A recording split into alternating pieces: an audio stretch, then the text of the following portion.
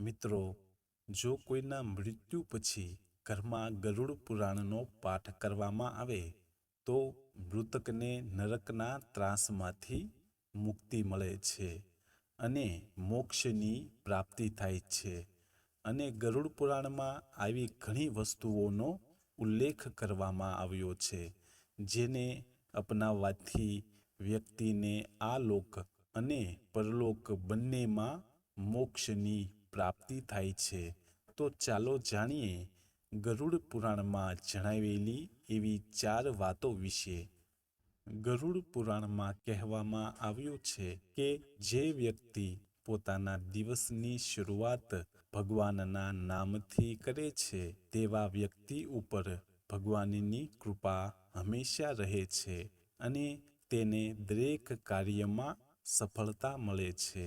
કહેવાય છે કે ભગવાન વિષ્ણુ સંસારના પાલનહાર છે અને જો દિવસની શરૂઆત તેમના નામથી કરવામાં આવે તો જીવનમાં કોઈ પણ વસ્તુની કમી રહેતી નથી અને સુખ સમૃદ્ધિમાં વધારો થવા લાગે છે. પરંતુ પૂજા કોઈ પણ સ્વાર્થ વગર અને સમર્પણના ભાવથી જ કરવી જોઈએ.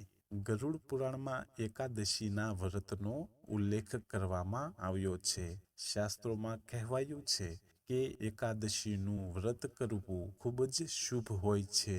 જો કોઈ વ્યક્તિ સંપૂર્ણ ભક્તિ અને નિયમો સાથે એકાદશીનું વ્રત કરે છે તો તેને જીવનના તમામ સુખ મળે છે અને મૃત્યુ પછી મોક્ષની પ્રાપ્તિ થાય છે.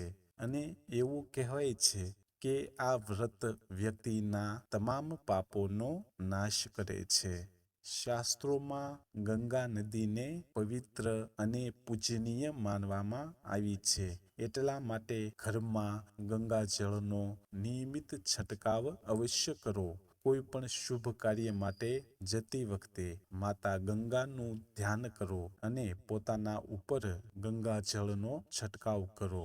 ગરુડ પુરાણમાં તુલસીને મોક્ષ આપનારી તરીકે વર્ણવવામાં આવી છે અને એવું કહેવાય છે કે જો મૃત્યુ સમયે તુલસીનું પાન મોઢામાં રાખવામાં આવે તો વ્યક્તિ પરમધામની પ્રાપ્તિ કરે છે. કારણ કે તુલસી ભગવાન વિષ્ણુને ખૂબ જ પ્રિય છે. તેથી ઘરમાં તુલસીનો છોડ અવશ્ય રાખવો જોઈએ અને દરેક વ્યક્તિએ છોડને નિયમિત પાણી આપવું જોઈએ અને સાંજે પૂજા સમયે તુલસીની નીચે દીવો કરવો જોઈએ.